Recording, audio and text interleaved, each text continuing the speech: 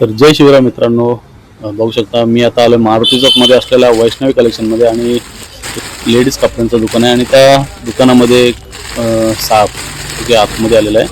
खरं तर हा साप आहे दिवड साप, जो की इथे बाजूलाच ज्या दुकान आहे त्या बाजूला गटर लाईन आहे आणि त्या गटाराच्याच मधून हा साप इथे आतमध्ये आला असावा. खूप मोठा आहे, साईज सुद्धा त्याची खूप मोठी आहे आणि बिनविषारी जातीचा साप आहे मित्रांनो. तरी सुद्धा काही लोक साप बोलल्यानंतर घाबरूनच जातात. तर बघू शकता दिवड साप, चेकर्ड किलबॅक म्हणजेच दिवड साप. तर हे लोक इथे याला मस्कुट म्हणून असे ओळख देतात.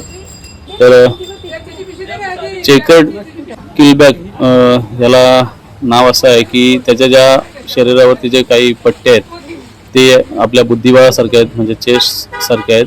तर त्याच्यामुळे ह्या सापाला नाव चेकर्ड किलबॅक म्हणून दिलेलं आहे. तर बघू शकता, त्याला आता आपण पॅक करूया आणि लगेचच पर्यावरणामध्ये रिलीज करूया.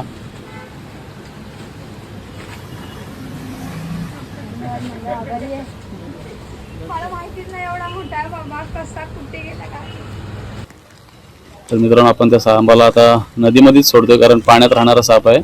बघू शकता त्याच्या बॉडीवरचे पट्टे कसे आहेत. तर मित्रांनो, व्हिडिओ आवडल्यास लाईक करा, शेअर करा, कमेंट करा आणि आपल्या चॅनलला सबस्क्राईब करायला विसरू नका. थँक्यू.